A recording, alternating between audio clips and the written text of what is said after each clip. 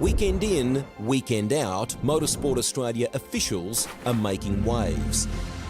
From waving flags, waving cars through pit lane, or responding to a wave for help. Wave hello to new, lifelong friends. Who knows, you might just make waves around the world.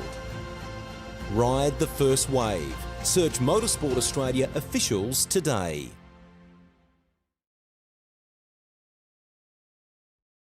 Racing isn't easy, but experiencing it is.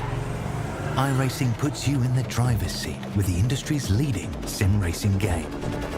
Drive on laser scan replicas of the greatest racing circuits from around the world. Go head-to-head against other drivers chosen by skill-based matchmaking to ensure competitive racing at every level. Compete across all your favorite series. In officially licensed cars, engineered to deliver the most accurate driving experience possible.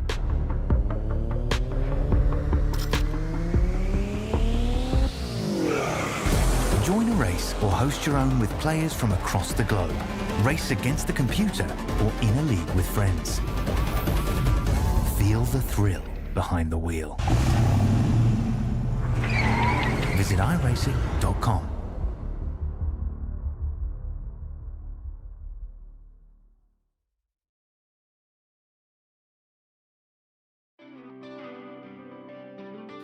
Thanks for joining us this evening for the Formula Vee National Esports Cup. It's round 4 from Canadian Tire Motorsports Park.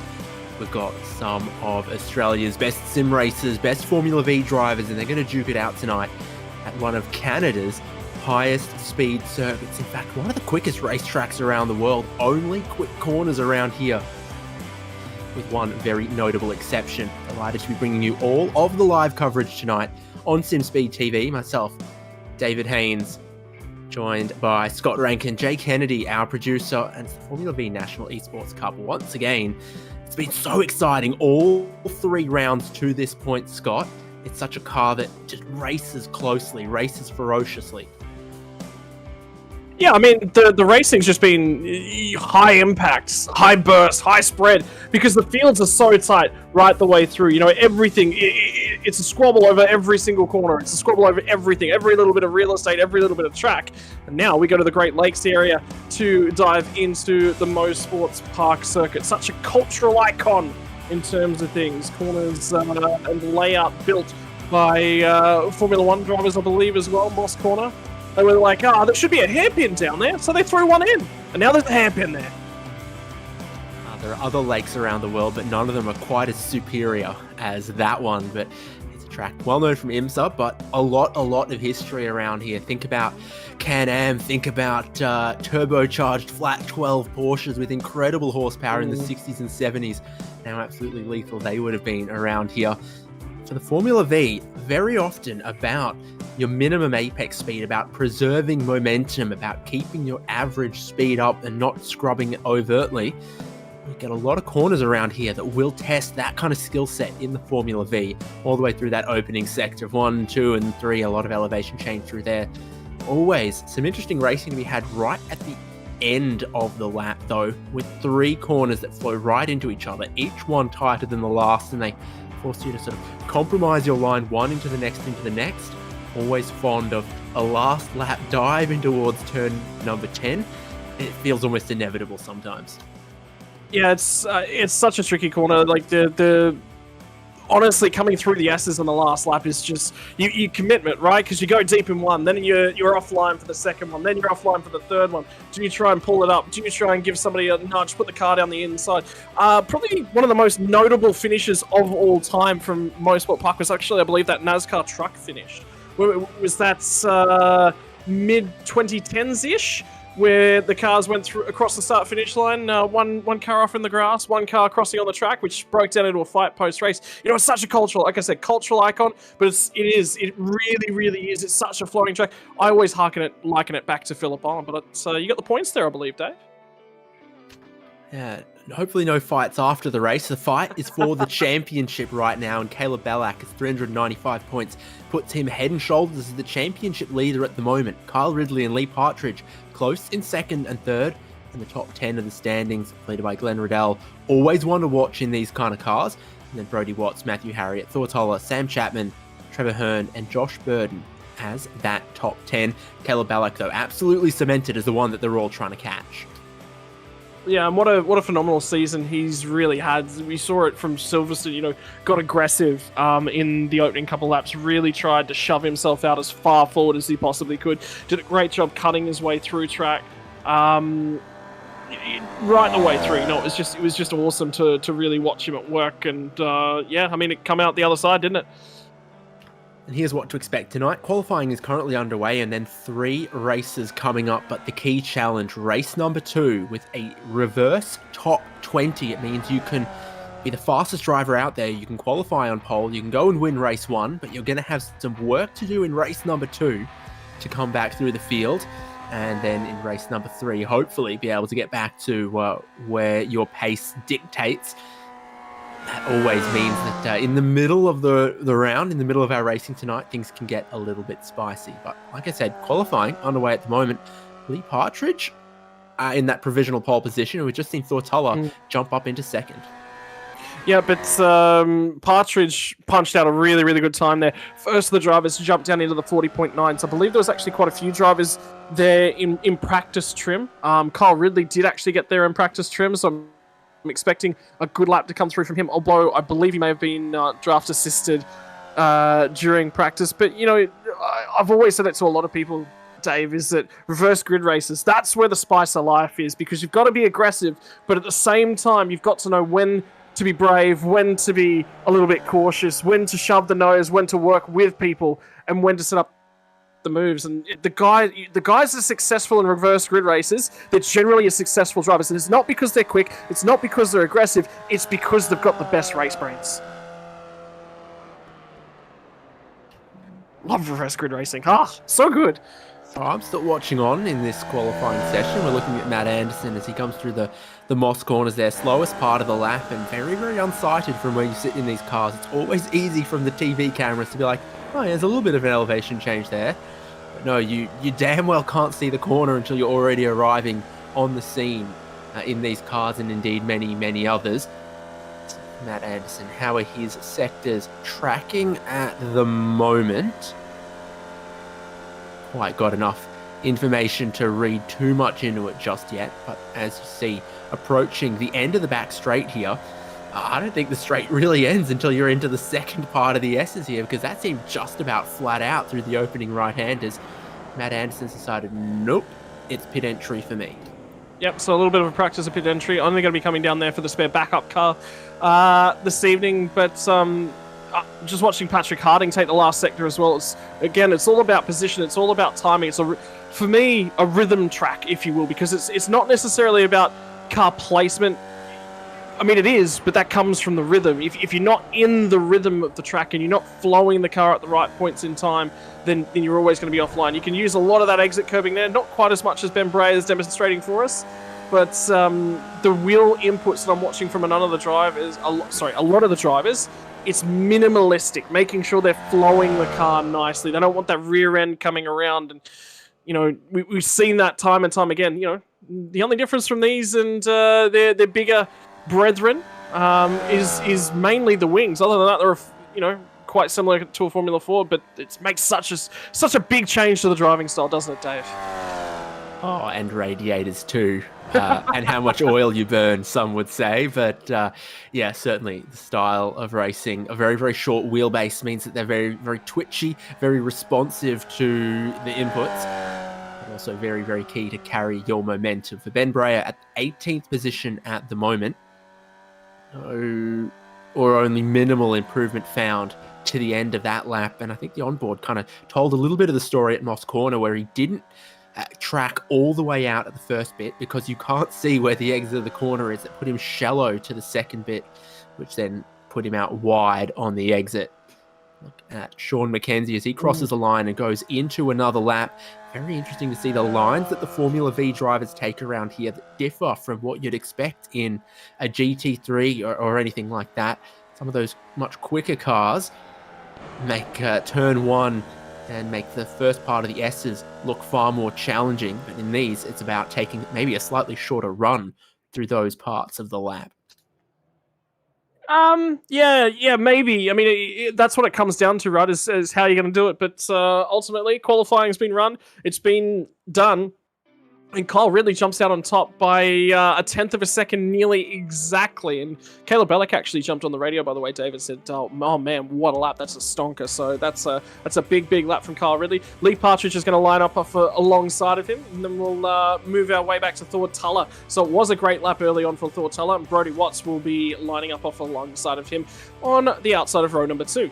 Caleb Bellick, series leader, starting tonight's race from P number 5, off alongside of Sam Chapman in P number 6. Before we move it off to 7 and 8, row number 4, Matt Anderson and Stephen Butcher. Good qualifying performances from both of those drivers. Before the final drivers inside the top 10, row number 5, James Russo on the inside of that one, and Trevor Hearn probably deeper in the pack than he would have liked there, Dave. Potentially, but there's a lot of racing still to come. In 11th, we find Sean McKenzie and Franz Estabauer. In 12th, Cam Edwards and Alex Newton. 13th and 14th. Say again there, maybe some drivers we might have expected to be a little further forward, but only one driver can be on pole, I suppose. Damien Spinks and Brendan Nealon, 15th and 16th. 21 or so cars we're expecting. Cameron Dawes and Ben Breyer, 17th and 18th. We find Jordan Bielek and Patrick Harding. And that very well might be our 24 this evening. Lined up ready for the first of 3 races. Soon the starting procedure will begin for them. And I think with one qualifying session through into 3 races, consistency still key for all of them. You crash out, you spin out, you have a problem in this race, you're on the back foot for 2 more races to come.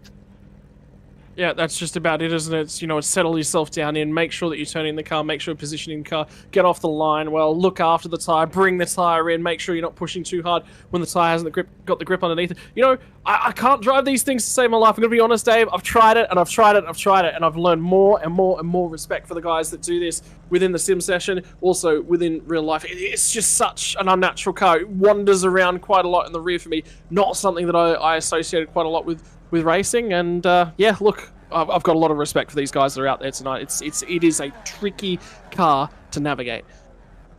It's that transition from the straight line braking into the corner turn in that I think always seems to make people struggle, but we're ready for race 1. 20 minutes of Canadian Tire Motorsport Park to get underway. The green flag drops. Your pole sitter drops the clutch. Smoke from the engine, smoke from the tires, all goes up in the air. One driver from the outside line not getting away particularly cleanly, but Kyle Ridley's converted his pole position through a flat-out turn number 1. Tyres still cold. A lot of elevation change around here, and as you come over the crest into turn number 2, you haven't got your tyre pressures. Lee Partridge, though, he's got his bravery pants on tonight.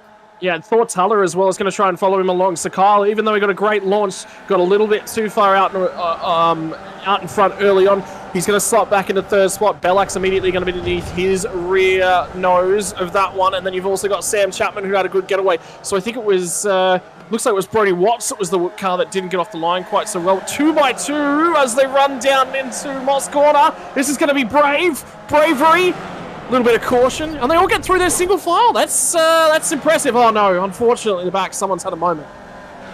And Damien Spinks and one other have gone skittling on the way in. It's Cameron Dawes, so there's a bump somewhere on the way through that sweeping left-hander, but I suspect it's the wheels coming together that's caused the problem. Now onto the Mario Andretti straight, the back straight here. A very long time at full throttle, and they are going 3 wide for the race lead. Drivers behind trying to just stack up.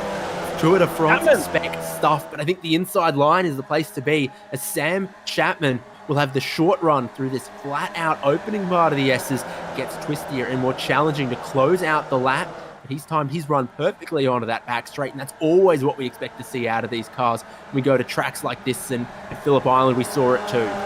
Yeah, it wasn't. It was Sam Chapman in P2. He was on the outside, got a mega toe, but he took a run and he kept taking that run. He kept finding drafting partners. It was actually Caleb Ballack that got aggressive out of P3. He shuffled Kyle Ridley back to P4 coming into Moss Corner. That set him up. He got a really, really good run, but it was Sam Chapman that got the best run. Brendan Nealon was a part of that lap one incident. I think that'll either be a jump start penalty for Nealon. I think it is a jump start, and Ben Bray is the other one with a penalty. Both of those are jump starts.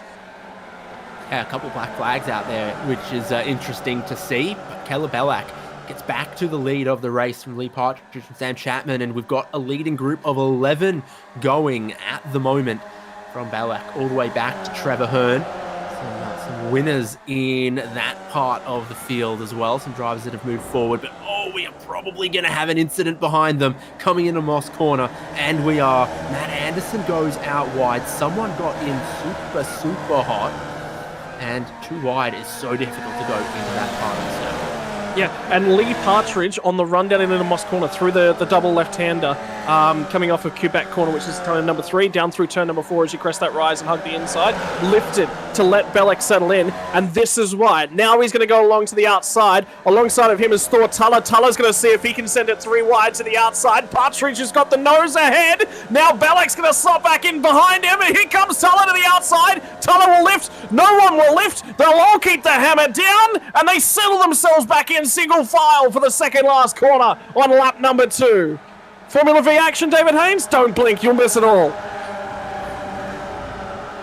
I think we're going to approach double-digit number of lead changes in just the opening laps here, the way we're going, but that skittling down at Moss Corner has separated our top 6 away from those behind. We see Trevor Hearn leading. James Roster's on the inside. Sean McKenzie around the outside of 1. Come the inside of this sort of 2-parter of turn 2. Very much a double apex corner in some cars. Is it for Formula V's? Looks like it.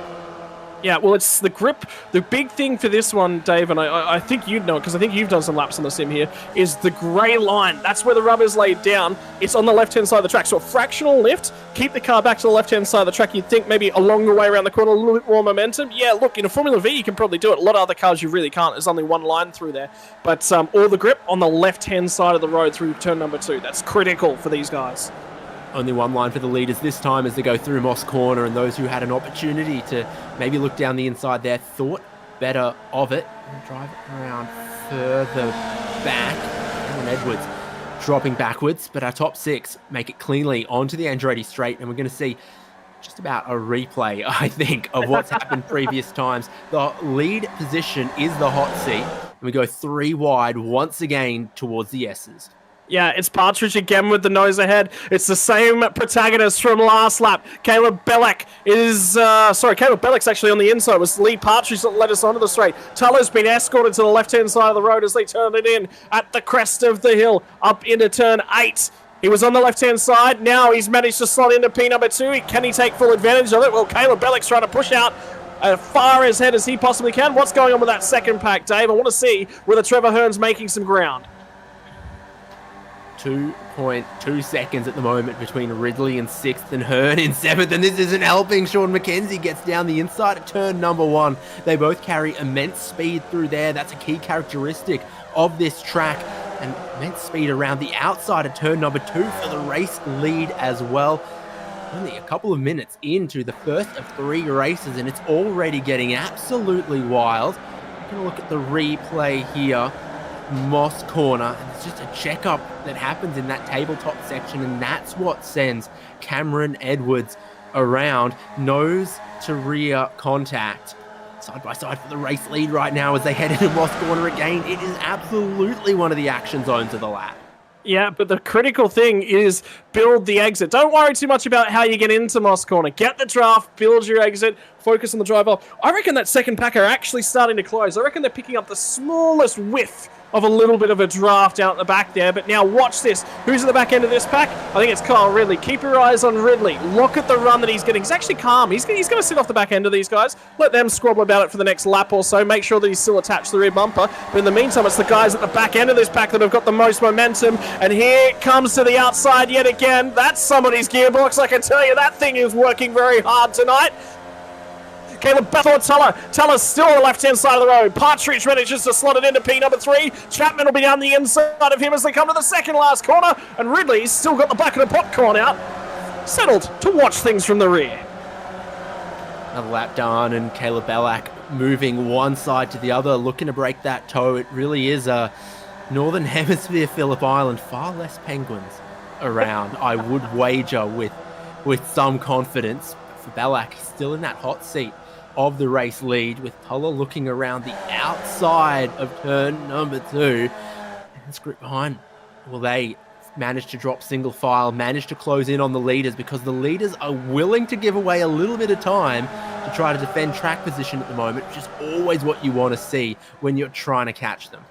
Yeah, and Thortallow's got a lot of bravery. The interesting thing watching him over the last couple of laps is he's actually switched sides of the road at turn 2, turn 3, and then turn 4. He was looking to see what's it like here, what's the grip like, what's the draft like. That'll be key. When we come down to the last couple of laps, he's going to be one of the guys with the most amount of experience, provided he keeps swapping sides of the road. Well, what does Caleb Bellac think? How do you mentally manage that? Critical thing for me, he's been covering that inside of the road, so it's going to make it, I think a fake will be the way to get the lead off of him. Once again, Bellac staying driver's right-hand side up against the white line, saying you're going to have to get around the outside of me to pass me. Tuller is all the way up around the outside. Lee Partridge looks like he goes to the middle, comes across, and then he has the nose in front for the race lead on the preferred racing line, slotted the gap in the middle, timed it to perfection. He goes to the race lead. Will be 7 more laps in this, the first of 3 races. I think we can predict all of them are going to have this kind of flavour. Yeah, what's that gap now back from Kyle Ridley to P7, to Trevor Hearn? It's starting to close. No, it's still 2 seconds, so it's not really starting to make any ground. I think Hearn needs an ally. Who's going to work with him? Because he's clearly the faster car out of that one. And, whoa! Bellac's just had a huge issue. Yeah, the leaders tangle, and then he rolls backwards onto the racing line. Caleb Bellac sends 3 cars skyward into the air. Thought Tuller leads. There must have been wheel contact. Sean McKenzie's on his lid in the outfield of turn number 2, like a beetle on its back, and a replay is going to give us all of the answers. The leaders tangle, and it spells disaster. Heading up the hill in towards 2. Tuller around the out. Partridge and Bellac make contact. Yep, so update as well from that one. My word, look at them bounce, look at them spin. I can tell you that the safety car has been called. So we will be under a safety car, which will allow the whole pack to sort of regather themselves, resettle themselves. There's been a couple toes back to pit lane. Safety car is going to wait there and try and grab the leader, who's actually coming down the back straight at the moment. And like you said, Thortallow's the leader at that one. We're going to have a safety car or a grab back up of the field in a few moments to sort of catch our breath and figure out exactly what went on there, Dave, because that was immense, that accident. Well, I mean, it starts with you don't want to touch wheel-to-wheel in open-wheel cars, which is pretty basic. The way these cars are, you know, you get a huge amount of advantage from the slipstream. It keeps the packs together, but what you can't do is touch wheels like that. And so one driver sort of wants to hold their line, squeeze the other driver wants to open up the inside line to take a preferable angle on the way in. Yeah. And they make contact behind as the pace car backs up the group on the blind side of the crest at turn number 2. There was an issue, I think it was Kyle Ridley, I think was the issue car actually, was something just happened. So we're going to get an option to review this from the onboard shot.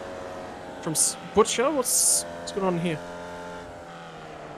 It's just a checkup. He's blind, completely blind as they come over the crest looking for the safety car.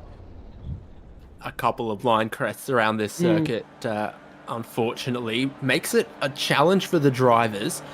I got to imagine that at racing speed, coming over that turn 2 crest, knowing the corner that sits on the other side of it must be, well, incredibly frightening but rewarding when you get it right. And it's just where the field were as they approached with a bit too much speed. Probably had a couple of signs that they should have woed it up a little bit approaching that, though. Yeah, well, I sort of want to point out a couple of things about Kyle. I actually caught up with Kyle Ridley on Monday night, and he just said, look, I mean, if something could go wrong in sim racing at the moment, it's basically gone wrong. We talked a little bit about stewarding, about race control, about penalties. He said, look, the penalties I've received, look, they're viable, right? But they're on the harsh side of viable. But every single time it comes up, being a little bit unlucky. Then you add in a moment like that. He tried a fuel-saving strategy in the race that I was competing with him on Monday night, and he missed it. He was a lap short, so he's not having a good time at the moment in the world of sim racing. He's just switched teams from Rug Leap Juice Racing to Vermilion Sim Sports, and man, I feel bad for him. He's trying his hardest. He's throwing everything at the wall at the moment, but it's just a frustrating time in the world of sim racing. That happens from time to time. Catching my breath a little bit and looking at where we sit at the moment behind this safety car. Sam Chapman from 6th on the grid to 2nd. And other sort of big movers, Newton from 14th on the grid to 8th, Jordan Bielak from 19th on the grid to 9th. So, yeah, when some drivers go backwards, other drivers go forwards. Good race from... I mean, Bielak probably, to be perfectly honest, he was probably the big winner out of that accident, because I think he just managed to He was in a reasonable spot. He made about 8 spots or so, and then he's, another 3 to 4 cars just sort of got out of the way at the right possible time. So, some drivers have bad nights, some drivers have bad months, and at the moment, Jordan Bielak's having a good old night.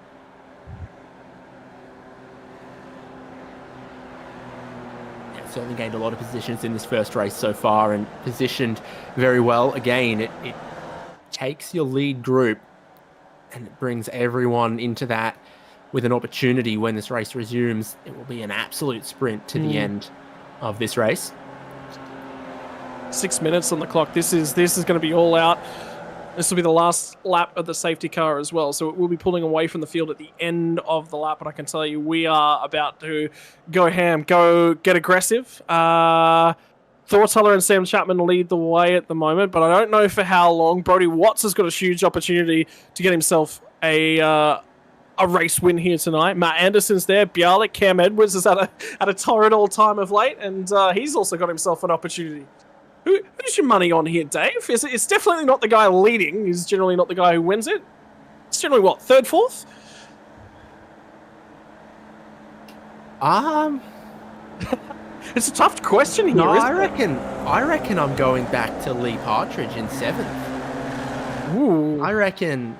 Yeah, what do we got? Probably still the best part of 3 or 4 laps. Yeah, no, I stand by that. Safety car pulling away from the field. Thortuller as the race leader starting to compress them a little bit, though I don't think there's a huge advantage to doing that too much. The more you string the field out, the more likely it is that the drivers behind you battle each other and don't catch you than in a field like this where suddenly you're vulnerable to, the next 10 cars behind you in the train. 4 minutes 30 seconds on the clock as we go green flag racing again. They will get a couple laps in to finish race number 1. Thortuller in the hot seat at the moment. Many competitive drivers behind him will race that Formula Vee. The way that they use the slipstream to beat pack racing cars and really put the pressure on him.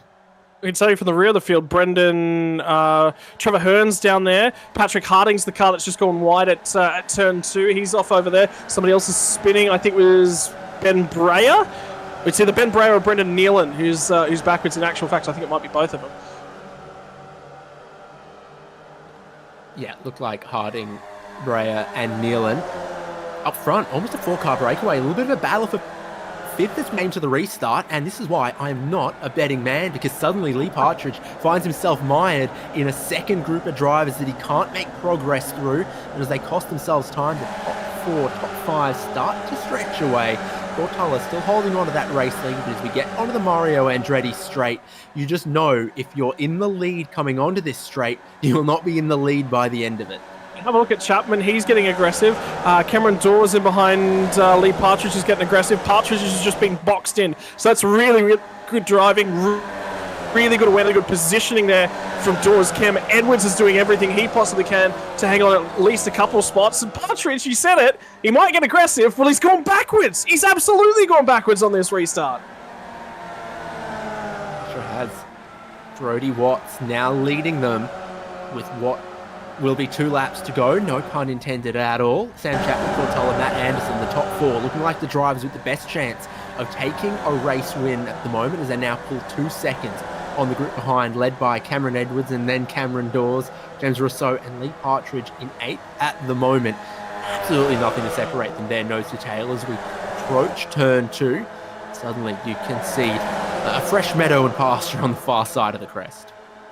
Yeah, so 4-car breakaway. They've settled themselves in really, really nicely. I think Matt Anderson's just watching these guys biding his time. It's that second pack that's the real curious one for me. Edwards has got control of it. Cam Dawes, Lee Partridge is then in behind it, but they're 3 wide as they come off of turn number 3. Quebec corner down over the crest, and now they'll look down through turn number 4. They managed to settle themselves down just a little bit. Partridge starting to make time. They're blocking in the background. I think it was Franz Estebel was trying to get down the inside of, I think it might have been Caleb Bellac. No, it was Bellac who got down the inside of the car in behind him. So Bellac got aggressive, managed to get himself a couple spots, and now Estebel is going to have somebody work with him, and we're going to have 1 more lap this time by Dave, and it is about to get spicy. Estebau's all in the middle of it, so he sees when it goes from single file to fanning out 3 wide in the group in front of him, and he looks to try to pick what lane will be most advantageous to him. In the race lead, Sam Chapman has done likewise to try to get around Brody Watts in the S's. 3 wide, 2 deep, flying in formation like roulettes here in the second group. Lee Partridge has worked his way to the front of it though. Big slide from the second into the third phase of the S's. James Russo, Partridge gets to 5th place, but in 1 lap he's not going to be able to catch the lead, as race 1, the win will be between Sam Chapman, Brody Watts, Matt Anderson and Thor Tuller. And I tell you what, again, I couldn't put odds on any of them the way that they go on the Mario Andretti straight. Put some respect on his name, I should. Yeah, wide on the grass, Cameron Dawes. I tell you what, Lee Partridge is really trying to put the foot down. Cam Edwards is getting aggressive with the blocks as well. He's really covering the track nicely at the moment. He's just checked up James Russo, it was in behind him. So at the moment, I'm enjoying watching Cam Edwards drive. I think this is the best I've seen him defend for a very, very long time, but he's just got a little bit of a whack from James Russo. Well, all of the shackles have just been broken. No holds barred. There's only a couple corners to go in a big, long straight. I think Partridge is vulnerable. Drive off of Moss. So important, and the drivers in 2nd, 3rd and 4th, they know it. They're thinking Sam Chapman's not a chance here. He's going to come under so much pressure. This is the group from 5th, 6th, 7th on. Partridge being hunted by Cameron Edwards. James Russo, again, you see this move time and time again. They pull out of the slipstream, you follow their slipstream, and then you pull out of theirs. We end up 3 wide on the back straight, and we've got tyres in the grass. The pass for the lead. Matt Anderson trying to get to the inside of the final corner in our lead group, and they're still 3 wide. And of course, it's going to end in tears as Brody Watts spins out in the 49. 3-way fight for the race number 1 win. Sam Chapman has his nose back in front. Matt Anderson looking to carry speed off the final corner, but the checkered flag comes up quickly, and Sam Chapman takes the first race win. Delight for some, disaster for others. Oh, that was a huge hit. That was a huge, huge hit for Brody Watts, who's gone from, fighting for a race win to on his lid, unfortunately, last lap shenanigans. But what about Sam Chapman? He had a great run in that Chrome car. He was showing his strong ability to utilize the drafting, and it was the timing for me from Sam Chapman that was crucial a race. In the opening couple laps, he got aggressive, he timed his run, he got out there, he looked at it, what he could do on that back straight to get to the lead, and then he set it up for that last lap. An incredibly unpredictable race number 1 sets a form guide for the evening that means you should probably get extra popcorn going. Sam Chapman with the race win from Matt Anderson, Thor Tuller, James Rosso, Cam Edwards, Lee Partridge, Kyle Ridley, France Estebauer, Alex Newton, and Jordan Bielek as the top 10, and one of the biggest movers throughout the race for sure. Damien Spinks, Ben Breyer, Trevor Hearn, Brendan Nealon, Brody Watts, Cameron Dawes, Caleb Bellack. Wow. And Patrick Harding, Stephen Butcher, Sean McKenzie as the 20 drivers. Remember, we take that, we invert it straight up, and they're gridding now for race number 2. Sean McKenzie from on his lid at halfway in race number 1 to on the pole for race number 2.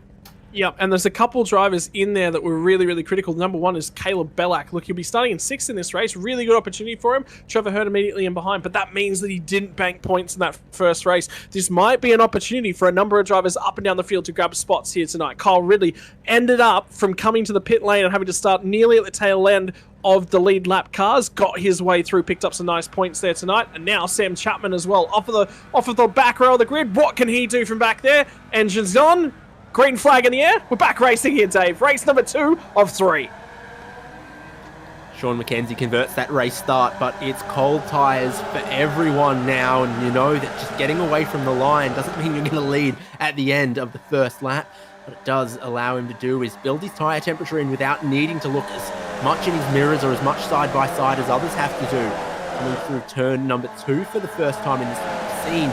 You're on the outside there. So easily you can just get your tyres into the grass and end up sailing into the wall. Happened multiple drivers in race number 1. Happens no matter what you race here at Canadian Tire Motorsports Park. It's just one of those danger wedges to be on the outside of turn number 2. But now they head down towards Moss Corner.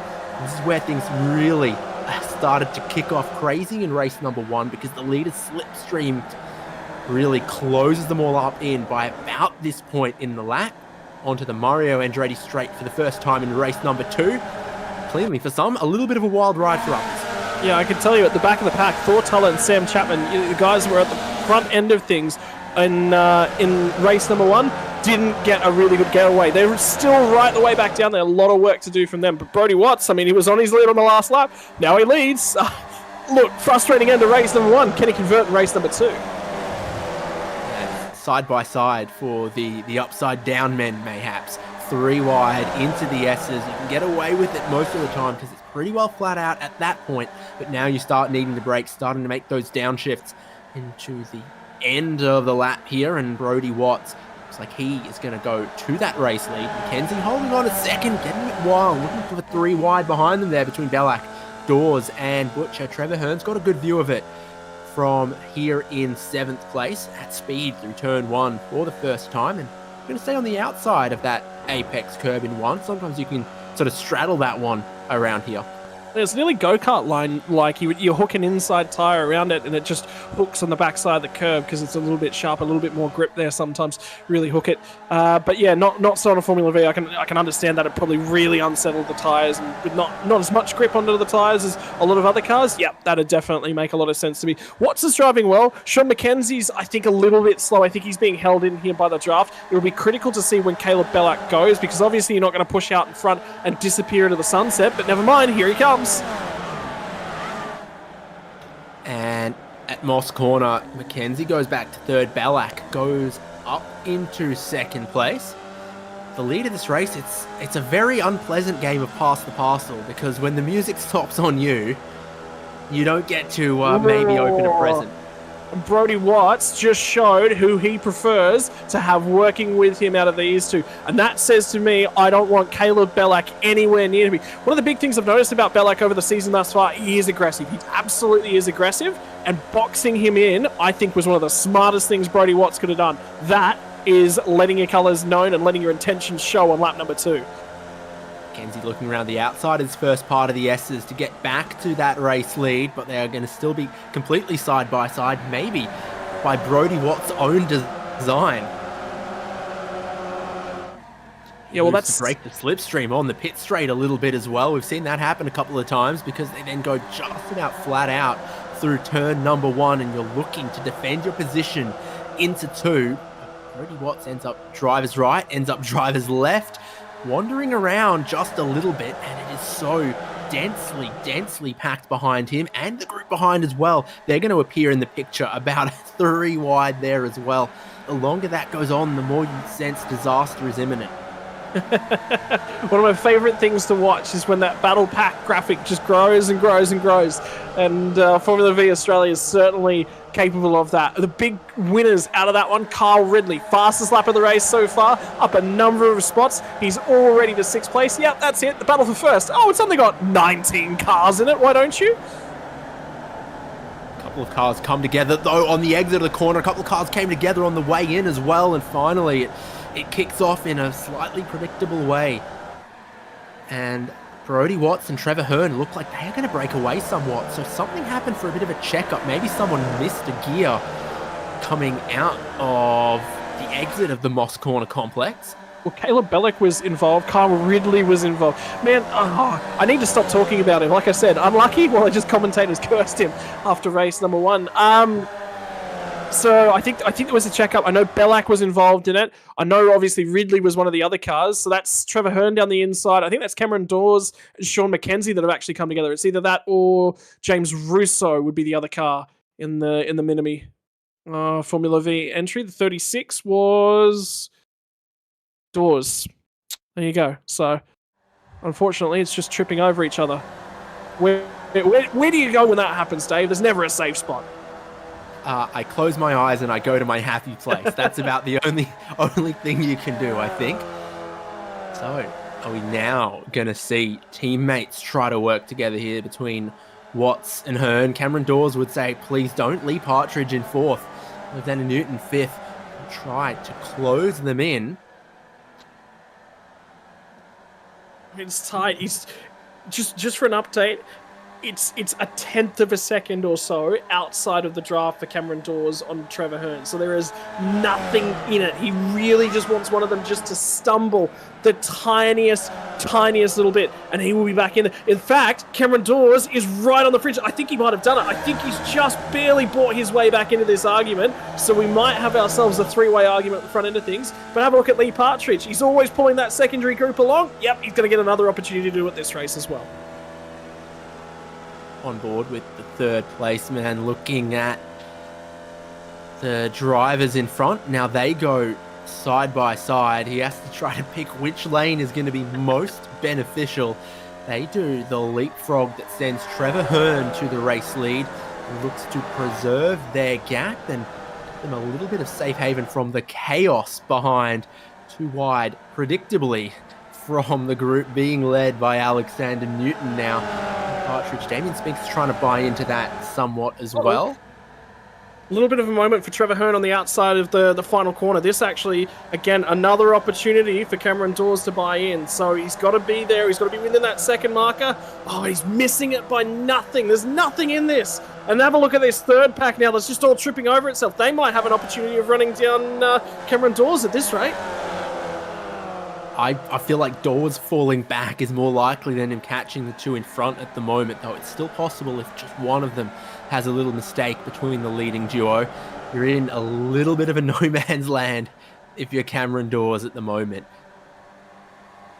Something's happened in that second group yet again. Not 100% sure. Didn't grab it off the. I believe that's Spinks that's off the road. Damien Spinks. Yeah, I think something happened that spooked him. And I didn't catch exactly what it was, but Spinks has then had a very, very big impact with one of the unprotected walls. Having a look, I think someone goes around in the background and he just grass. No. So someone goes around in the background. Okay. Yeah, Stephen Butcher, you were 100% right on that one, Dave Haynes. It was Stephen Butcher at the back of that next pack, and Caleb Bellac nearly come a cropper on him. So that was the issue that those guys were having. He just had to come through the corner and just swing a little bit wide. So chaos in the mid-race. I think that's standard affair for Formula V's. Doesn't surprise you by about this point of the evening, that's for sure. Watts and Hearn swapped again, trying to play this leapfrog game, and it's working to this point. They've dropped another second or so on Cameron Dawes. He finds himself at the blowtorch from Lee Partridge, who moves up into third place. Franz Estebauer in that group picks up the fastest lap of the race, so there's some speed. There's some speed here, but not if they touch wheels. Well, I was just going to say, Cameron Dawes is about to sweep back across in front of Franz Estebauer at that point in time. Tried to shove the nose to the inside of Lee Partridge on the run into turn number 2, 3 wide. That's a little bit too brave for my liking, Cameron Dawes. You're better off just waiting for a little bit later in the lap. You'll get something done there. So Dawes drops back to 7th. As quickly as he gets chewed up, he gets spat out to the tail of this group, and Partridge with speed. Some of them seem to almost look like they are content to let him lead for the moment, but I still don't see a group of unaffiliated drivers being able to catch two teammates who are working together. The strength of the slipstream and the time you lose when you battle side by side to say that two drivers working together really can achieve a lot. It can, it's side by side at the lead though. More hands make light work, right? So 3 drivers, if they work together properly, is actually slightly quicker. The problem is getting racing car drivers to work together when it's more than just a teammates working together. Well, Sam Chapman's here now. He could genuinely set up an opportunity for these guys, and then this is the third pack as well, which has got Bellick and Ridley in it. So those guys have certainly got pace, because you've got your pole sitter and championship leader in that group. So they might have an opportunity to buy themselves on the back of the next pack, which has got Partridge and Chapman in it. I feel like there are multiple reality TV formats that also involve trying to form alliances just to break them at the critical point to come away with victory. That is kind of what is definitely playing out in these groups here for third, in the group behind for 8th. And I think treachery is already afoot as Franz Estebauer swoops around the outside into third place with Sam Chapman side by side with Lee Partridge. Well, here we go. An immunity idol though. No, and Partridge thought about shoving a nose in. He's actually forced the mistake from Estebauer. But now the problem is he's got Alexander Newton. He's going to get a mega toe on the run down on Moss Corner. Newton will pull out and think about it, but he lifted just at the last possible moment. So they're going to get sorted single file out. And with 9 minutes on the clock, they were starting to make just the tiniest little bit of an inroad. In the meantime, Newton makes a mistake on the run into Moss Corner. That lets Estebauer back through. And there's another car that's brought their way into this. It's Cameron Dawes as well. So he's managed to close back up a little bit. They did drop some time on this current lap. First and second appear out of the dip in the Mario Andretti straight. Then the following pack does as well. 2.5 seconds. Actually a little more between Brody Watts in second. Lee Partridge currently in third, sticking all the way to the inside line, right up against the white line. Others are going to follow him. Eventually, Franz Estebauer gets on his bike and looks to move around the outside. A move that can work to hold your position around the outside here, and then at the first braking zone, have the inside. Partridge will be well wise to it, but looks like he can't cover it off, and Estebauer does jump in front. What about the move, though, from Sam Chapman? That was aggressive, trying to get back down the inside of Alex Newton. He got the spot back out of that one as well. So it was a little bit of a dive, a little bit of a duck, a little bit of a weave, and he grabbed that one. And now Partridge is going to get on that gas pedal, rest his foot on it for most of the lap, and get that spot back away from Estebauer. So these guys have given up working together. This is now an out-and-out race. Got down the inside of one, put him on the outside for 2 millimeters away from touching the grass there, and he might have had to get out of it a little bit. And now Estebauer carries the momentum through this part of the track where it is so critical. Turns 1, 2, and 3, very, very high speed. I suspect this is probably one of the circuits we're going to visit with the most amount of time in 4th gear. Yeah, just about flat out right throughout the lap. I think there's only the downshift in the last sector and the downshift at Moss Corner. Other than that, you are just about flat out the entire lap. Slight lifts allow the car to transition. That first 2, they're gone now. It's absolutely done at this point in the race. David Haynes going to take a massive mistake for those guys to get reeled in now. So these guys have decided, all right, well, if that's the case, it's on for the best of the rest. Who wants it, ladies? Let's get it out. Let's play a few rounds, and we'll see who comes out on top.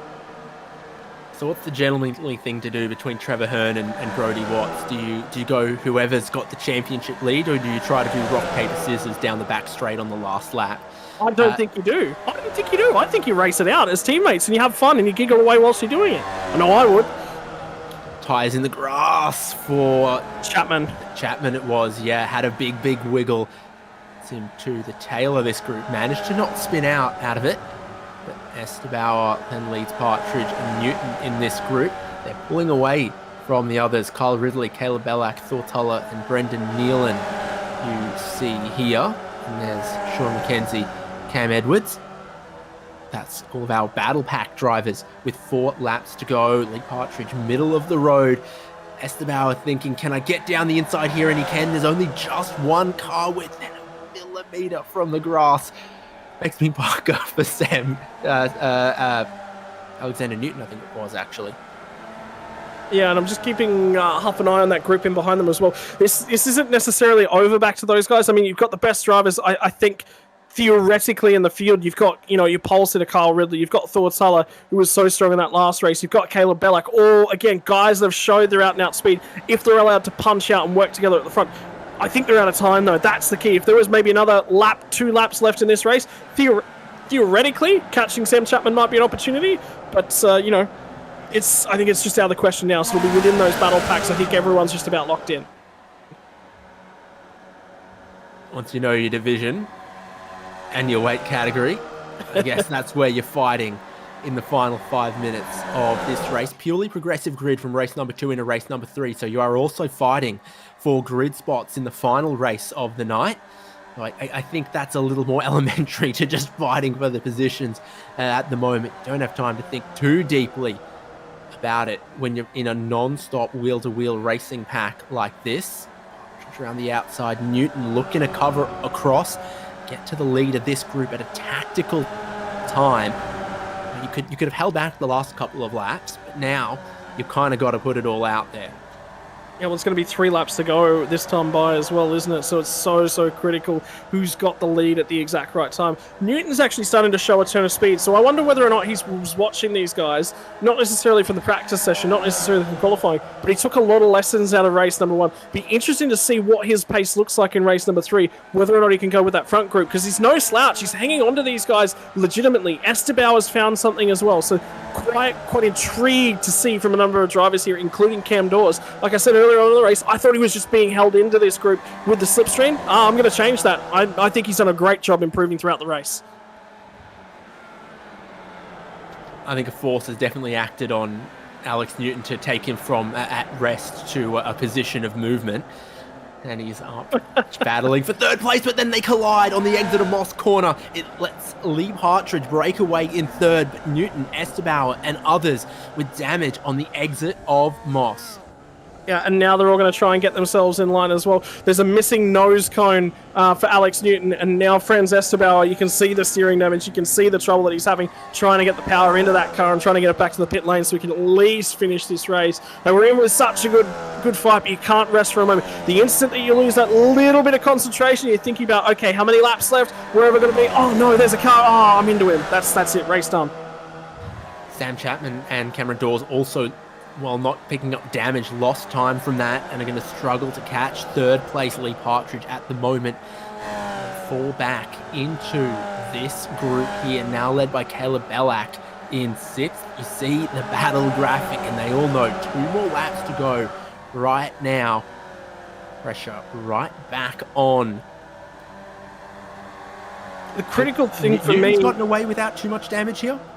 Yeah, he's actually okay. It's just the nose cone is the critical thing. Who's got the checkup? Because it was definitely a checkup, but who was it? I just think that's a cheeky show of the nose from Cam Dawes. You just can't shove it in there. You're better off just being patient, waiting for that back straight and getting through then. And it was Estebauer hit the wall quite hard as well. Really cleared it up a little bit there. That side-to-side contact at the second part. And then the driver behind, of course, not able to avoid it. Big lead now for Brodie Watts and Trevor Hearn. Absolutely no big lead in the 6th place battle here. Still led by Caleb Bellack. With a minute 50 on the clock at this point in time, Hearn is in 2nd place. Do you reckon he's gaming Brodie Watts? Do you reckon they're talking about what we talked about earlier on?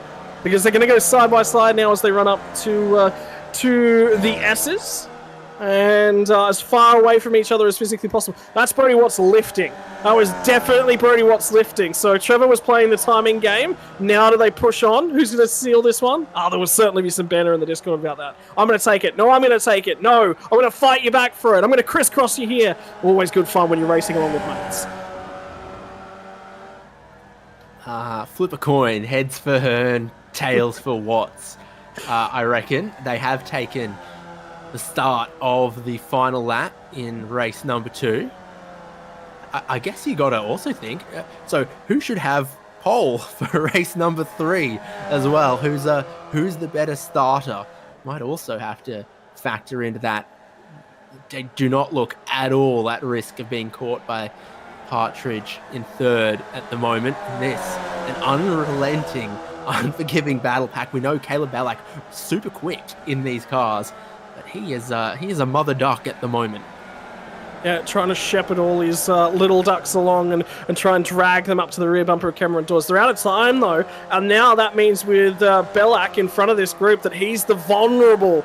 Might be the mother duck. Well, now he's sort of shepherd them all. Get all your ducks in a row, put them all in the right spot. Who is going to get aggressive out this back? Newton's actually found speed. Even without that nose cone, he can hang with these guys, so he's not out of this yet. Ballac's got a couple of car lengths here, and the way they're fighting each other behind him, I think he might just be safe at the moment. You would have thought he'd need to be tactical on the final lap, but he's just got the foot down and he just pulled away from them. So for the race win, the teammates almost side by side on the back straight, but do you sense Hearn still rolling out of that? Yeah, well, I mean, it's decided now, isn't it? It's probably a little bit late. Do they try and go even across the finish line, a la Michael Schumacher and what was it, Jenson Button? Is that what they're attempting to try and pull off here? Would have been his Brazilian teammate at the time. I think they tried to pull it off. Well, the checkered flag's here. We're not going to get a contrived photo finish, I don't think. And Brodie Watts takes the race win from Trevor Hearn. Partridge on the podium. Ballack only just holding on by the skin of his teeth. Nose to tail in behind him, heading towards the line. Kyle Ridley almost trying to bulk draft him as Sean McKenzie went side by side with them. Yeah, well, I mean, how quickly can your evening turn from on his lid in race number 1 to the lid of the field in race number 2? That's a cracker.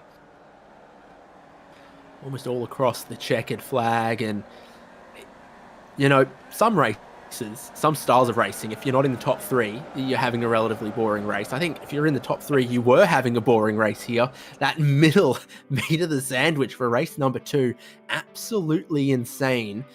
And we'll look at the results of race number 2. Brodie Watts, Trevor Hearn, Lee Partridge, Sam Chapman, Cameron Dawes, Caleb Ballack, critically just trying to continue to bag points at every opportunity to not sap too much championship lead. Kyle Ridley, Sean McKenzie, Thortella, Brendan Nealon as the rest of the top 10, and just outside of it, Cam Edwards, Alex Newton, Matt Anderson, James Russo, Jordan Bielek, Ben Breyer, France Estabauer, last car on the lead lap, 1 lap down, Damien Spinks and Patrick Harding, 2 laps down, Stephen Butcher.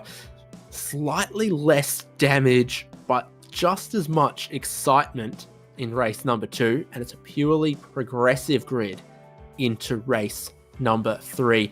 The drivers get a chance to catch their breath after 2 non-stop races of action. So do we. SimSpeed TV will be back in just a minute with the final race of Formula Vee National Esports Series from Canadian Tire Motorsports Park. It's motorsport, but not as you know it. Test yourself and your everyday road car. Safe, affordable, but most of all, fun. And all you need is your daily driver. Experience the thrill of a sprint day. Race against the clock at a hill climb. Or test your reflexes with an auto test. It takes just 3 simple steps to get started. Get on the start line. Search Motorsport Australia Daily Driver today.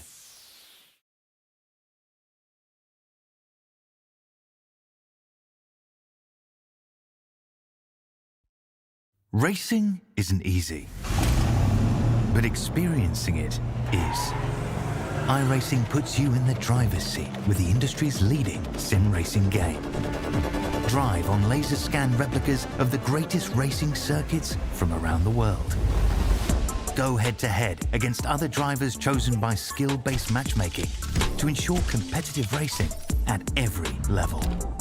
Compete across all your favorite series. In officially licensed cars, engineered to deliver the most accurate driving experience possible.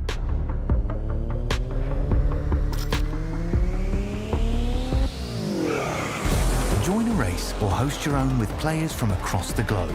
Race against the computer or in a league with friends. Feel the thrill behind the wheel. Visit iRacing.com.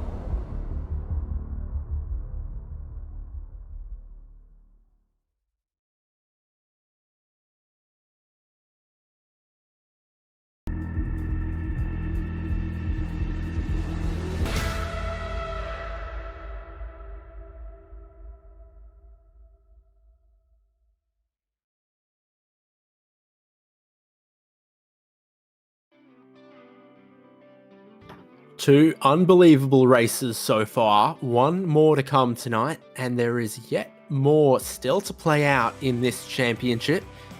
Let's take a look at the revised schedule as we get ready for the final race of tonight. We've had Silverstone Circuit, we've had Okayama. Barber, unfortunately, had to be delayed, so it now happens next week. And that then completes our schedule, even though it gets it out of order. It still makes sense when you think about it, that we're here at Canadian Tire Motorsport Park, and then we kind of go back to the delayed round 3. And then, of course, still to come as well, Alton Park circuits out Britain. So that's one of the chicanes that make racing less fun. So without it is good. Sandown, we are absolutely looking forward to that one. A track that should suit these cars very well as being a local favourite and well known to many of our drivers as well. Watkins Glen, don't think I need to say too much about that one, and everything I just said about Sandown I suspect I can repeat about Phillip Island. Amazing track for this style of racing, and also dear to our hearts. October 4th is when that takes place and we crown a champion. Yeah, and I think that's been done on purpose because the racing in series number 1 of the Formula Vee Australia series was just phenomenal from Phillip Island. I think Phillip Island was just about the best round of the season. So I can sit down and say hand on heart, I absolutely can't wait for that one to go on again. And then in one season, Dave, we'll get to compare American Phillip Island and Australian Phillip Island at the same time. Bonza. So remembering that our finishing order of race number 2 will become our grid for this final race of the evening, Formula Vee National Esports Cup. And I mean, you just can't predict what you're going to see. Anyone in the top 10, a chance. Anyone leading the race, also very highly likely that they will be slipstreamed past. Wheel-to-wheel contact could see them lose 20 positions in the blink of an eye. Closeness of the racing means small problems become big position losses. Let's take a look at our grid for race number 3. And what a race from Brodie Watts and Trevor Hearn. That last one, the teammates working together, they put their heads down, they did everything they absolutely did. Lee Partridge as well had to get out quickly, did. Sam Chapman off alongside of him. Cameron Dawes had a really, really good race. Watching him improve this evening has been awesome. Caleb Bellack out of P number 6. And we'll throw it over to Kyle Ridley again. He's had opportunities here tonight. It's been a difficult night for him. Sean McKenzie, Thorts Huller, and Brendan Neal in your top 10. Cam Edwards and Alex Newton with that unlucky performance to round out your top 12. Dave? Yeah, indeed. Matt Anderson, James Rosso, Jordan Bellack, Ben Breyer, Franz Estabauer, Damien Spinks, Patrick Harding, and Stephen Butcher as our 20 on the grid for the final race. Brodie Watts and Trevor Hearn, I wonder if they can take that teamwork from race number 2 and convert it again in race number 3, starting alongside each other on the front row of the grid. They're revving, they're waiting for starters' orders and for Barney to wave the green flag to get underway for the final race from Canadian Tire Motorsports Park. And from Lee Partridge in 3rd, a ripper of a start, already up into 2nd, already looking to split up the teammates, looking to challenge for a race win. He's had great speed around here, but you need more than that. You need great strategy, and you need cards to fall your way, and he's already now challenging around the outside of turn 2 on the cold tyres, looking for the race lead. Yeah, and you said at the end of the last race was who's going to get the better start out of both of the 949 teammates? Well, neither of them. Neither of them got good starts. It was the second row of the grid that got out to such a big jump. And I think it was Cameron Dawes was around the outside. At turn number 2 was having a huge moment. That's the 6th car in the 98. It's Estebauer. And another driver's been wrapped up in that one, the 75 as well, of Damien Spinks. He's had a torrid night here from Canadian Tire Mosport. So looking back up front, Lee Partridge leads them. Brody Watts and Trevor Hearn have slotted back into 2nd and 3rd. Caleb Billack already with some positions gained up into 4th. Watching the leaders behind them, they go 3 wide between Ridley, Chapman and Thor Tuller. Now we go side by side up front. Lee Partridge on the Mario Andretti straight being swallowed up as Brody Watts passes him, but Caleb Billack looks to slingshot from 4th into 1st by the end of the back straight. Yeah, I think everyone else is going to be forced just to watch and admire as he gets such a great run. Partridge got a huge run down and on the inside. It was the next driver of Brody Watts as well that had a big wiggle as he tried to enter turn number 8 in the first of the S's. He's managed to settle it down, and Trevor Hearn's going to go side by side with him through the final corner. Hearn looking to find somewhere to slot in. There's been nowhere to slot in. Bellack's going to weave left, back to right, trying to break the toe, and now it nearly looks as if there's been a breakaway at the end of lap number 1. Bellack and Partridge trying to punch their way clear. If you'd have told me there was a 2-car breakaway, I would have said, oh, another Brody Watts, Trevor Hearn show. But no, it's Caleb Bellack and Lee Partridge watching the drivers go side by side behind them. They also go side by side here. I don't know if there was any contact, but once one driver in that corner was sideways, the rest had to change their line, and a few also spun or made contact. Unfortunately, that was the opening lap. But I think Partridge and Bellack might just be reeled in here. Hard to say. They did go side by side through turn 2, and I'm not sure that helped. Yeah, Partridge, I think, wanted to control it. Didn't really want to let Bellack run away with this one. And I think Caleb Bellack, out of all the drivers, I think he's really, really aggressive. I said that at the top of the show. He's doubled down on it tonight, communicating with the let's work together. But he's one of the first guys to try and break toe, to try and break momentum, to try and do something to work against these guys. And I can tell you, Lee Partridge wants none of it. Lee Partridge would rather have a 4-car battle pack than working with Caleb Bellack, and I think that's been pretty consistent from everything we've seen from him tonight. 3 wide for the race lead as Brody Watts cuts back 1 lane, looks to cut back another into the race lead, trying to box in Lee Partridge and also advantage his teammate if he can. Disadvantage Bellack if he can do that as well, just by his car positioning. And now they're 4 at the race lead, still with a chance of the group behind catching. Brody Watts, middle lane here, and just offering the outside to Caleb Bellack, but not going to give him the inside into turn number 1.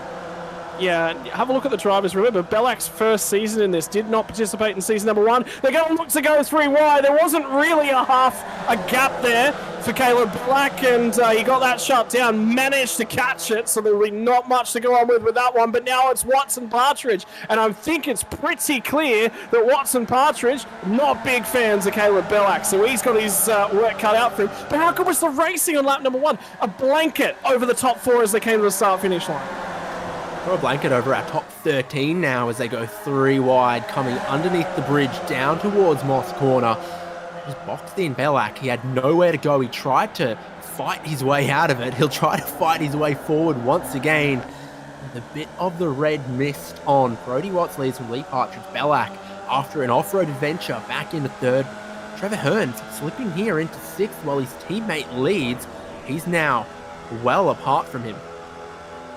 Yeah, so obviously trying to time that one. Thor Tuller's been progressing himself really, really nicely here. Been enjoying watching along this. He's going to try and come out of this one and box in. I believe that was Cam Edwards. He's just trying to go around the outside. 3 wide for the race lead once again. Bellack's now going to be over on the outside. It'll be Partridge to his inside. Brody Watts all the way down on the very inside of the track. And now Partridge has just managed to get that nose ahead. It'll be the outside for the second last corner. Bellack going to try and pull the crisscross, shut him out the door. And that door has indeed been slammed closed. If you heard a car door slam in your street, it was Caleb Bellack on Lee Partridge. Trevor Hearn went out wide and into the wall, took no one else with him. 12 cars in the lead group now, led by Caleb Bellack. big mover in this race so far. Thortalla as well, 6 positions gained, 9th on the grid. He's now racing in 3rd. This is the view for Trevor Hearn. Oh, that's a little bit of tripping over each other. He struggled this second race. This last race of the night. He's really not looked. He's looked a little bit all at sea. So I wonder whether or not Brody was pulling him along just a little bit. He's struggled in season number 2. He was one of the standout performers. Really loved watching racing him in season number 1. But yeah, not doing so well. And have a look at Brody Watts getting boxed in. All the pace, nowhere to take it. Really needs dramatic music, Flight of the Valkyries or something. Tiny bit of nose-to-tail contact on the way into Moss corner here, I think, between Partridge and Bellac. Partridge just trying to park the line, let them fight behind, and fight they will as Brea and a couple of others, Matt Anderson, James Rosso potentially, I think with a 3 back there. Lee Partridge leads them onto the back straight. It needs dramatic music as they all appear over the rises, and you go, oh, there's the lead battle. It's a flock. And they are 3 wide for the race lead this time. It seems like if you're 3rd out of Moss corner onto the Mario Andretti straight, you really can leapfrog to the race lead the length of the back straight the way it is. Yeah, but it's all about timing. You've got to be a certain distance back to really make full advantage of it. Pinches Caleb Bellac really, really tight as they come through 8. Down through number 9. He's going to run him as wide as he possibly can for the side of Brody Watts. And now it's Bellac who'll do the exact same back to Brody Watts. Watts gets the wiggle on. Now it's Lee Partridge that'll cross them both over. And he'll get to the race lead. And here comes Cam Edwards. If you hadn't seen Cam Edwards here tonight, that's him. There he is, right there. Going to come and pick the pockets and go to P number 2. 2 wide the whole way through the field in the right-hand lane. Got a great run as the contact checked up the drivers around the outside. Sees Partridge and Edwards go forward. Kyle Ridley trying to make good on that line as well, but drops back into 4th at the moment. Cameron Dawes and Thortalla now dropping some spots in this group. Looking at Dawes around the outside there. You just don't want to touch the grass here. Yeah, the tricky thing, so the last lap when they come down and in here, Bellac got too far over on the left-hand side, hit the bumps, tagged the grass in between the two at the double apex at the crest of turn number 4 on the run into Moss. That's what gave him the little bit of upset. Everyone else reacted around. Now it's going to be Bellac that's in the prime position as they come off of Moss corner once more. Where's he going to send this one? Is he going to time it? Is he going to be forced to the left-hand side of the road? Lee Partridge has the race lead. Cam Edwards has got a shot here too. Edwards is a really long way back. That's going to be a lot of momentum by the time they get to the S's. Potentially could be Cam Edwards race leader as they come off of 8. They go from single file to 3 wide very, very quickly as it fans out, and does Bellac all the way to the extreme outside, have enough speed, enough momentum to then chop back, try to take the race lead, not even at the halfway point of this one yet. And every lap they get to the end of the Andretti straight and they just want to be leading. It's Cam Edwards who will lead them this time to the line. Yeah, Cam Edwards, another driver that's been very, very unlucky in his recent simulated motorsports past. It's just if there's an incident happening on track, Cam Edwards has unluckily been the driver that's generally the first on the scene and collects it. He's going to chalk up a lap lead, though, in the Formula Vee Australia Series. He's going to put the mockers all over the rear bumper of Caleb Bellac. And Bellac, I think, there was a few moments in the last couple of laps where I looked at him and went, he looks to be driving just a little bit frustrated, a little bit exasperated. Positions that he thought maybe would have come a little bit easier, they're not coming his way quite so easy anymore. View on board from Sean McKenzie as he watches 6 drivers in front of him chop and change lanes and try to pick up slipstream, try to carry their momentum somewhere that'll let them gain another position or so. And he's just watching, expecting something to play out. Which is a very, very good bet, I would say. Well, I reckon we go back to that onboard shot as you come up off the straight from Sean McKenzie. And I think one of the critical things is watch them weave from the right to the left-hand side of the race. You've got to pick when do you come out of the draft. See the driver ahead of him? That's Brody Watts. Pulled out of the draft a fraction too early. Now he's lost momentum. Sean McKenzie got a little bit of a run, but lifted. Again, using that brain. When do I want to poke the nose out? Here goes Partridge. It's Cam Edwards. It's Cam Edwards in the grass. The pass in the grass on the inside. They're on to turn number 8, and if Caleb Bellac's feathers and cage were not rattled before, they certainly are now. Saw an opening, saw it close, still committed to it. 2 tires on the grass, went down the inside, now leads them into the back half of this race. 10 positions gained in this race from Cam Edwards, and it is not done yet. He's trying to hold that lead extreme to the inside at turn 2. Partridge stays behind him. Belak pulls out of line to try to gain around the outside, which is the risky maneuver, but you've got to do something to try to find a reward in a pack this group, this ferocious. Yeah, and remember that cheeky move from Edwards. Well, Belak tried to repay the favour right there. So remember, these race car drivers, they've got memories. They'll remember this. They'll chalk this in the back of their minds. Now it's going to be a little bit of a run coming the way of Lee Partridge. Edwards covers that just a little bit. Enough movement there just to shut down the run from Caleb Belak. Partridge going to go around the outside. We haven't gone through Moss Corner too wide very often and had it come out positive the other side. But guess what? They're all learning. They're all improving. And that is the golden standard of Formula Vee Australia right there. That was incredible. It's only going to kick on from there. Stretches the pack out a little bit, though, as they all got checked up on the way through. Give your top two a little bit of space to the rest. Belak trying to come around the outside, and it's not a three-way battle here. It's just two cars side by side. They are getting closed in so quickly from the drivers behind. No, surely we can't. Well, they asked the questions, and Kyle Ridley and Lee Partridge, I think it was, had the opportunity to do so. Both of them looked at each other and went, well, if you're not doing it, then neither am I, and they both backed out. My word! Asking questions of each other this race. Absolutely everyone. This is phenomenal. Like I said, golden standard in terms of driver safety. Now we're starting to see golden standards in terms of racecraft as well. And here comes Edwards once again to the inside of Belak. It's not done yet. Cam Edwards wants another one next to his name. They almost touch wheels, approaching the turn-in point of turn number 2. 2 wide, 1 row deep, 2 rows deep, 3 rows deep, as they work their way through one of Canada's most corners. Incredibly high speed. Caleb Belak swooped from the inside of 2 around the outside of 3 and still leads this one. In the last race, when he was in the mid-group of drivers, he was able to pull away from a group of cars behind. As the race leader, looking at the drivers behind him, I just don't think he stands at all a chance of being able to park himself in the race lead. 7 minutes on the clock, Dave, and that means we've got 4 racing laps to come from Canadian Time Mosport Park. It's been awesome. It's been the best flyaway Phillip Island replica I've ever seen, and the Formula Vee Australia Series is not done with this one yet. Edwards has had enough of the fighting up at the front row of this thing, because here comes Partridge. One more time, the pass in the grass. They are going to go 4 wide, Dave. They asked the question earlier on. This time the van said, yes, we can do it. And Caleb Belak has gone from P1 for Moss Corner. He's now 6th position. My word. It all happens in an instant. Whoever's leading hits this wall of speed, this wall of air at about 160 kilometers an hour. Anyone in the slipstream, suddenly, they're not just walking, they're jogging the pace. The gap closed. And with that much speed, you've got to look for a line to go, and the S's provide that kind of challenge where the driver on the inside, the driver on the outside, either of them, with the right bravery, with the right commitment, can come up trumps. Cameron Dawes looks like he drops off the leading group, and then there were 8. Kyle Ridley's got almost half a second in here.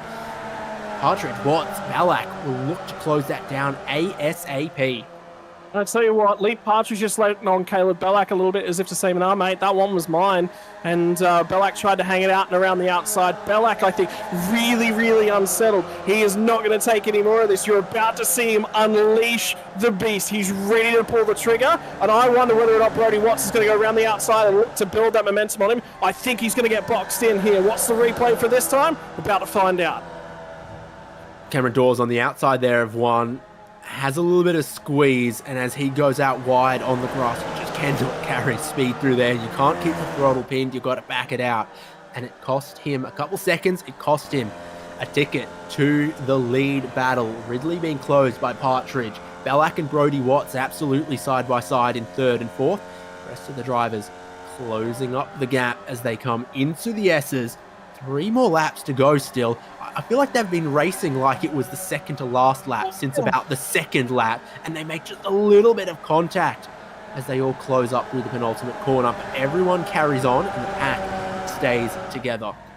Yeah, it was Lee Partridge that checked up, Bellac that checked up. I think it was Brodie Watts, or it was either Brodie Watts or Cam Edwards. It was one of those two, and then they all, three of them, tripped over each other and got away with it out the other side. 3 laps to go. Ridley is just trying to run as hard and as fast as he can. These guys are squabbling. They all want to be in the right position at 1 to go. That's the critical marker. So to set up to be at the right position at 1 to go, you got to set up to be in nearly the best spot at 2 to go, and then you find that best spot at 1 to go. So it's all going to start happening now, and Ridley's been reeled back in. They've taken a fair chunk out of him through the first sector. They're coming back at him. Watch that rear view mirror, Kyle Ridley, because you have got a hungry Lee Partridge coming your way.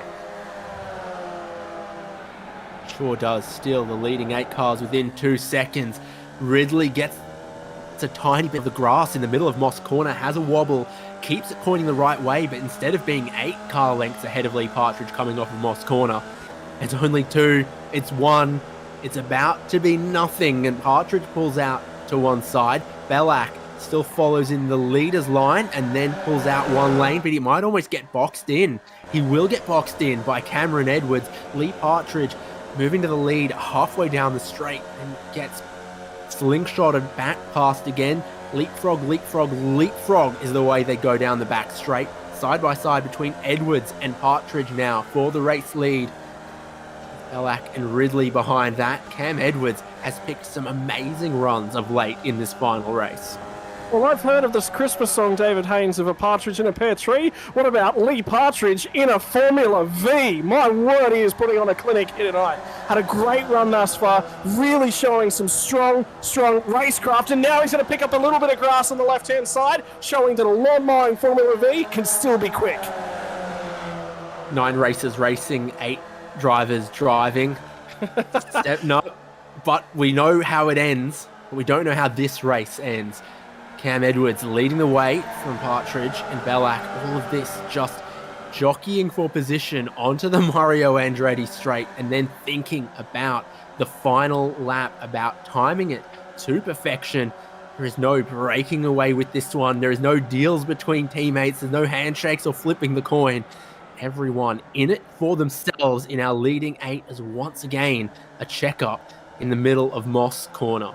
Yeah, and it was Bellac sort of dived towards the apex right in front of Brodie Watts. All Brodie Watts could have done at that point in time was lifted off the throttle and hoped. Because if he'd have tapped the brakes, that thing would have gone around. Now Bellac's going to try and squeeze between the two of them. You can't go there. There wasn't a gap. Now here comes to the outside. It's going to be Cam Edwards who drops back multiple positions. Watts has got a few spaces on this one. It's going to be the lead for Lee Partridge. Back to 5th place now for Cam Edwards. They are 3 wide. They're looking to go 4 wide. Where's the gap? It's disappearing. It's changing every time. Ridley to the outside of Partridge, and Brodie Watts is into P3. Bellac back to 4th. There'll be 1 more lap to go when they cross the start-finish line this time by and throw a blanket over the field. We've got 8 cars ready to go, duke it out at Mosport for the final lap.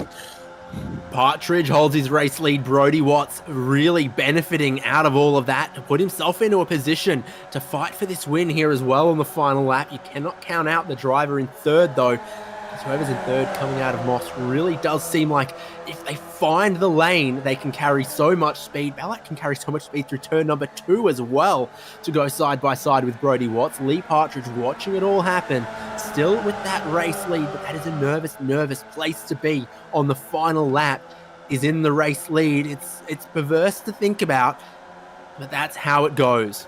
Oh, 5, and there's a blanket over 5 of them. They're all just about 2 wide. They've all got a spotter crawling to them right now. Car left, car right. Where's the gap? Brodie Watts nearly had Kyle Ridley in his lap coming through the rear bumper, and Bellac has got a horrible run off of Moss Corner. He's dropped back into 3rd spot. I thought he was going to lose all the way back to 4th. Ridley's going to be under the rear bumper. It's Partridge. It's Partridge in a Formula V. Is it going to be Partridge that crosses the line in a Formula V with a big old number 1? I don't think so. Here comes Watts to his outside. Bellac to the middle. You can't throw anything between them. 4 wide for the 2nd time tonight. It worked once. It didn't work the 2nd time. It's going to be Kyle Ridley that gets through on the field. Partridge in a Formula V. Partridge nearly over a fence as Kyle Ridley got this thing won. Sam Chapman's going to have something to try and do about it into the last corner, Dave.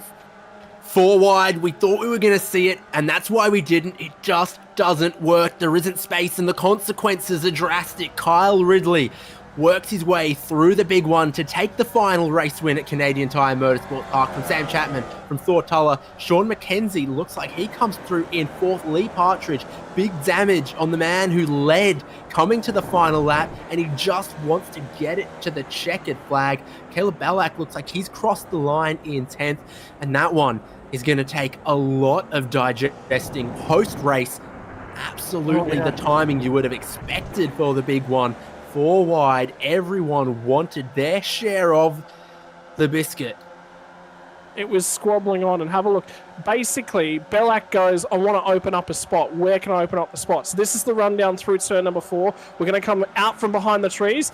See, have a look at that.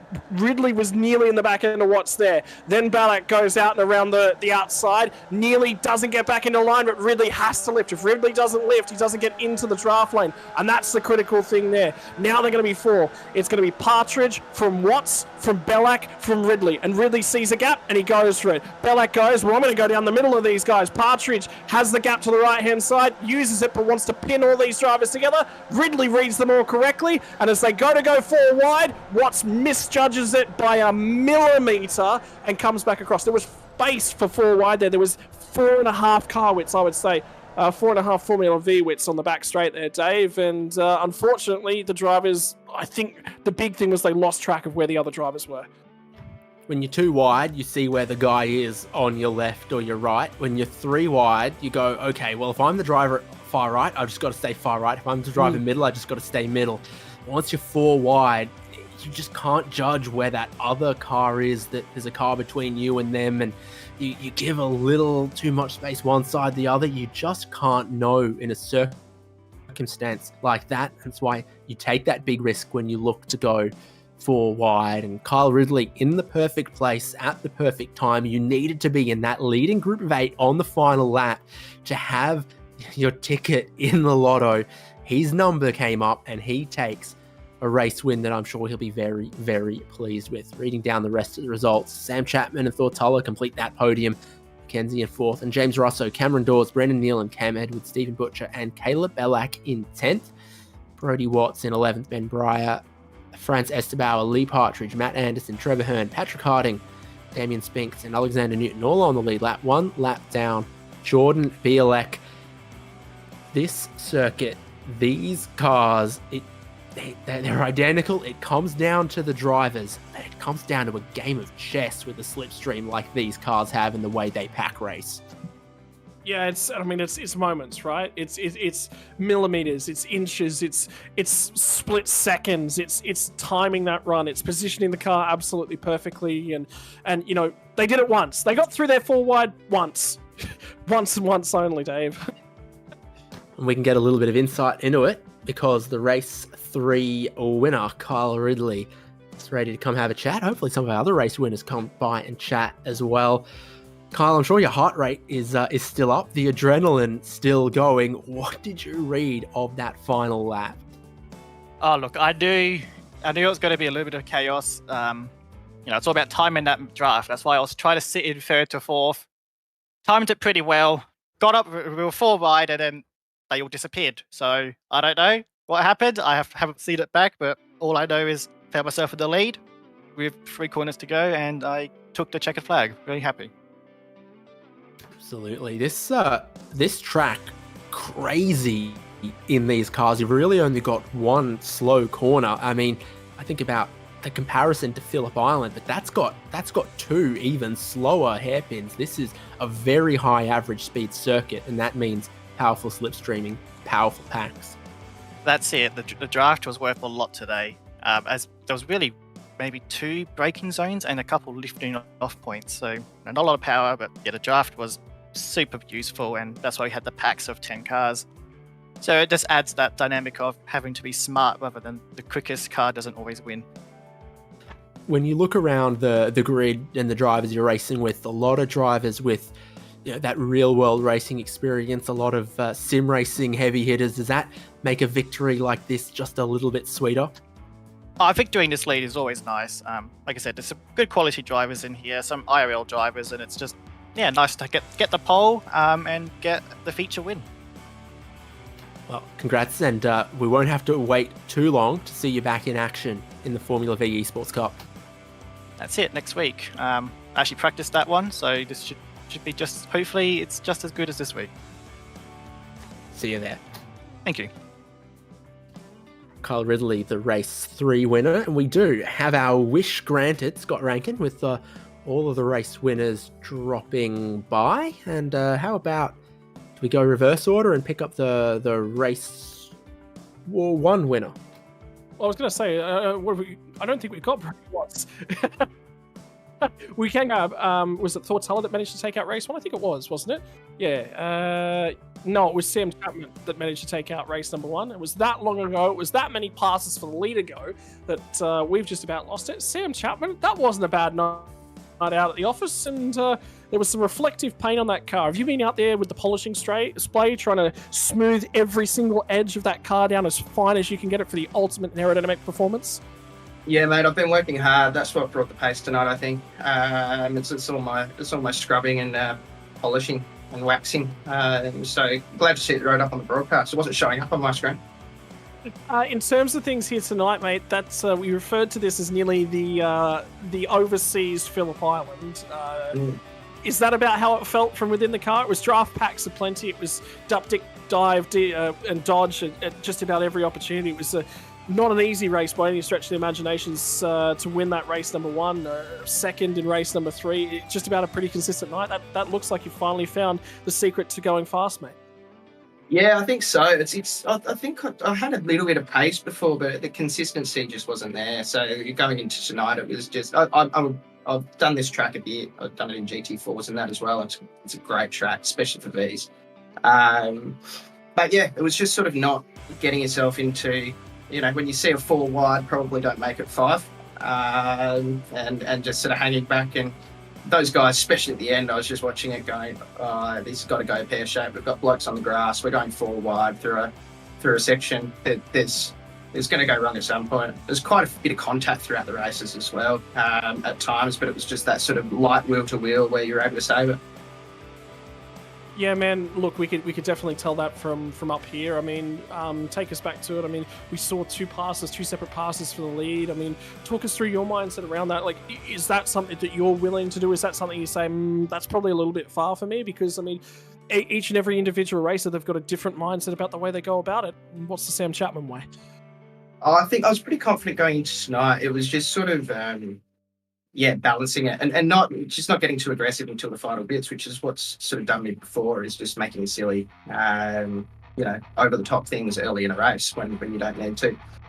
So it's just about staying with that pack, and then I'm happy to sort of take a lead if I can, but not push for it until those final, especially that group of 8. I was sitting in sort of 8th for most of it, but it was very difficult to actually move through it from that point. And finally, mate, the opportunity to thank the sponsors that make it possible for the 101 car.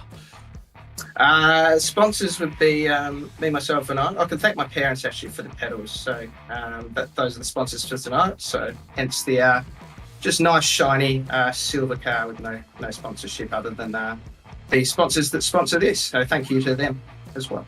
Most importantly, where do you find your wax and your polish? Just so I can write that down so I know where to go and find my performance products. At Super Cheap Auto, of course. So go check that out. I've got some good gear. Thank you very much, Sam, and pleasure talking to you, mate. Congratulations tonight. I think probably going to be the round victory. Brilliant. All right, thank you. And finally, Dave, I think, have you got Thortella potentially on standby there? I hope so. We've got double podium finisher Thortella joining us. You would have had a very, very good ringside view to a lot of everything that transpired tonight, because I feel like we did have a lot of everything. Oh, let me tell you.